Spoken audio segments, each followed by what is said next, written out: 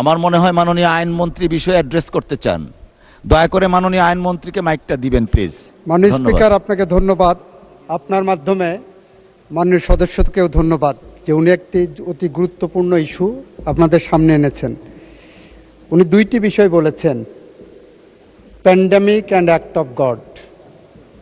যেটা আনেননি সেটা হলো for any other reasonable cause, আইনের মধ্যে আছে, ওই পার্টটা উনি আনেননি। যতটুকু ওই একটা কবিতায় পড়েছিলাম, তুমি সব বুঝো মানি, যতটুকু বুঝো না ততটুকুই আমি। উনি সব বুঝেন, এটা যেমন মানি, কিন্তু যতটুকু ওনার প্রয়োজন ততটুকু উনি আনেন, এর বাইরেরটুকু আনেন না।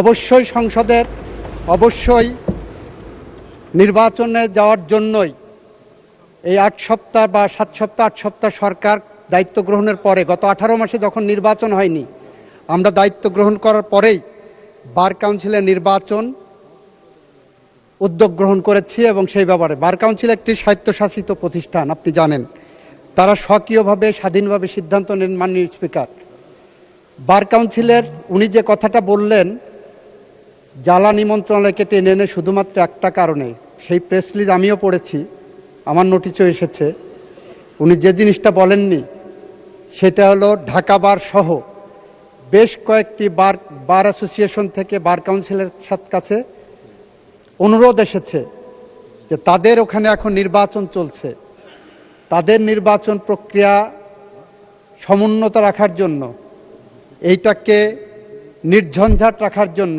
ওই বার অ্যাসোসিয়েশনগুলোর নির্বাচনকে নির্ঝঞ্ঝাট রাখার জন্য, নির্বাচনটা পিছানোর জন্য বলেছেন। এবং বার কাউন্সিল একটি সংবিধিবদ্ধ সংস্থা হিসাবে বিভিন্ন বার অ্যাসোসিয়েশনের সেই অনুরোধটাও রক্ষা করেছেন। এই পার্টটা কিন্তু উনি বলেননি। আইনজীবীদের দাবি ছিল বিভিন্ন বার অ্যাসোসিয়েশন, ঢাকা বার হলো বলা হয় এশিয়ার মধ্যে সবচেয়ে বৃহত্তর বার, যেখানে 22,000-এর উপরে লয়া আছে। সেই বারের নির্বাচন সামনে, 29 তারিখে সেই বারের নির্বাচন, সেই নির্বাচন প্রক্রিয়াকে সামনে রেখে সেই অ্যাসোসিয়েশনের পক্ষ থেকে যে অনুরোধ এসেছে, বার কাউন্সিল আমি মনে করি তাদের নিজস্ব মেধা, প্রজ্ঞা, স্বকীয়তা এবং স্বাধীনতা অ্যাপ্লাই করেছেন।